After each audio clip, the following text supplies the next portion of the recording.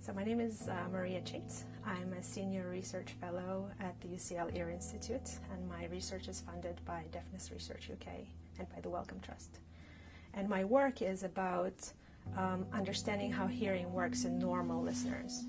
So what I do is I do both what is called psychophysics, which is playing sounds to listeners over headphones and giving them different tasks about the sounds, like asking them if they sound the same or different.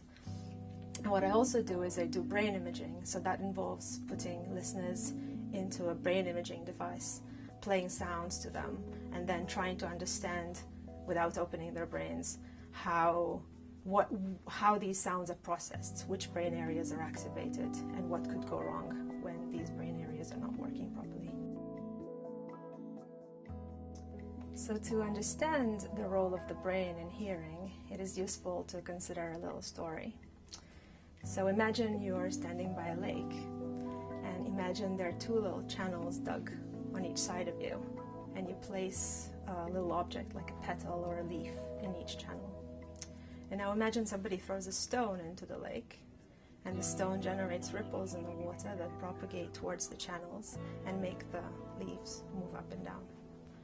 And now imagine there's another stone being thrown in a different place in the lake, and now the waves from this other stone propagate and interact with the waves, with the ripples from the first stone, and they generate some kind of complex pattern that now that reaches the channels and makes your leaves move up and down in a sort of rather complex pattern. And now imagine more and more stones being thrown into the lake in different places, and the sort of resulting waves propagating towards the channels and making your leaves move up and down. And now imagine that I asked you, from looking at those channels and those leaves, to explain to me what's happening on the lake. How many stones are being thrown, where they are, how heavy they were. I mean, it's an issue that any person would think is impossible, but is actually something that we as listeners do every day, all the time. So we can think of our ears as these channels. Our ears, in a sense, what they do, or the eardrum, what it does is it transmits sound, pressure in the air, into electrical signals that the brain can deal with.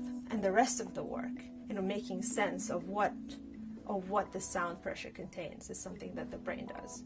So we know that different objects in the environment, they merge into one waveform that enters each ear.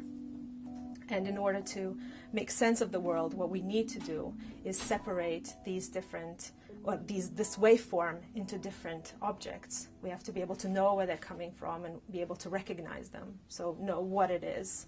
Maybe know, for example, if we hear something falling, we can very easily know what it was made of, how big it was, how high it was dropped from. And all of this is something that the brain does, and rather effortlessly in normal listeners, but it all goes wrong in hearing impaired people, and this is what we're trying to understand. There's a lot of research effort both in the biological aspects of hearing impairment, so trying to fight, reverse, or prevent hearing loss. And there's also research in engineering and trying to design better hearing aids that would help hearing impaired people deal with the complexities of natural environments. What my research is about is trying to understand what aspects from sound you actually need in order to interact with the world. So sound is a complex, multidimensional thing, and it's not clear what aspects of this stimulus that enters the ear the brain actually uses to recognize voices, to compare between different sounds, to recognize speech. And understanding this is not just important for basic research. It's fundamental for being able to design better hearing aids. So knowing what information is it that we actually need these hearing aids to transmit to the brain. And it's also important for diagnosis. So being able to measure what, especially in these more complex situations where hearing loss is not just explained by damage to the inner ear, but hearing loss that has to do with more complex patterns of impairment. So being able to really understand what goes wrong in the brains of these individuals, how they compare to normal listeners, and what we might be able to do to alleviate the situation. If I had to invent something for my hearing impaired superhero, I would probably invent a hearing aid that is able to communicate with your brain and figure out what it is you want to listen to.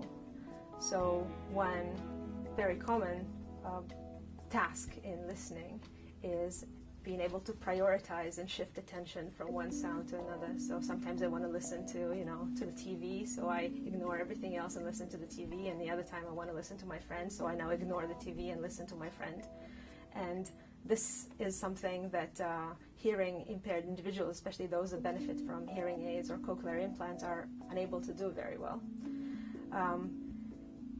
If I could, I would invent a device that would be able to figure out what sound the person, my superhero, wants to listen to, and then amplify that sound, suppress everything else. And then when my superhero would decide, oh, I actually want to listen to something else, I would quickly switch and amplify that sound and suppress the initial sound, and so on. I mean, it's not really science fiction, because there's active research and trying to design these devices. It's really complicated because so far we don't really understand both how hearing works and how attention works.